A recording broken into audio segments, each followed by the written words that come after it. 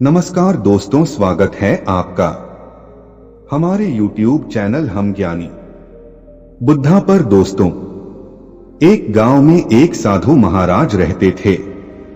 वह बहुत ज्ञानी और धर्म के मार्ग पर चलने वाले थे। गांव के लोग उन्हें बहुत मानते थे और अपनी समस्याओं का समाधान जानने के लिए उनके पास आते थे। साधु महाराज हमेशा लोगों को यह शिक्षा देते थे कि जैसा कर्म करते हो वैसा ही फल मिलता है। गांव में एक व्यक्ति था जिसका नाम राम था।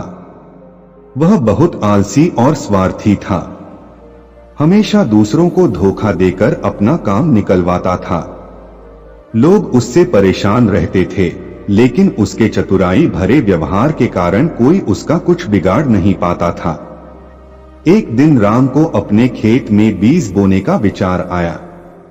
उसने सोचा कि क्यों न कुछ सस्ते और घटिया बीज खरीदे जाएं ताकि पैसे बच जाएं। उसने बाजार जाकर सबसे सस्ते बीज खरीदे और अपने खेत में बो दिए। राम को उम्मीद थी कि थोड़े पैसे में अधिक फसल होगी और वह अधिक लाभ कमाएगा। समय बीतता गया और फसल उगने का समय आ गया। लेकिन जब फसल उगी तो राम के खेत में बहुत ही कमजोर और बीमार फसलें उगाईं।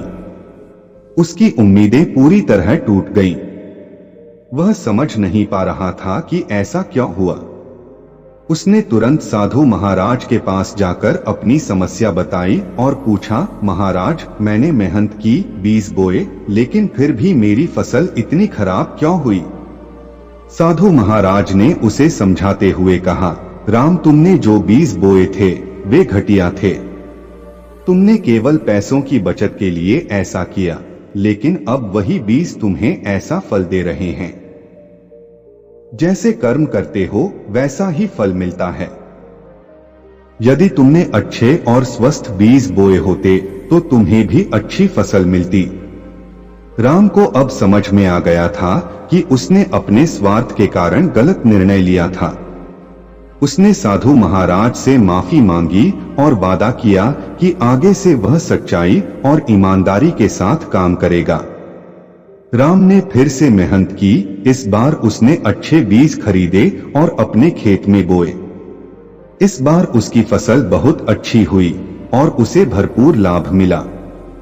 राम ने अपनी गलती से सीख ली और अब वह गांव में एक ईमानदार और मेहनती व्यक्ति के रूप में जाना जाने लगा। इस कहानी से हमें यह सीखने को मिलता है कि जीवन में जो भी कर्म हम करते हैं उसका फल हमें अवश्य मिलता है।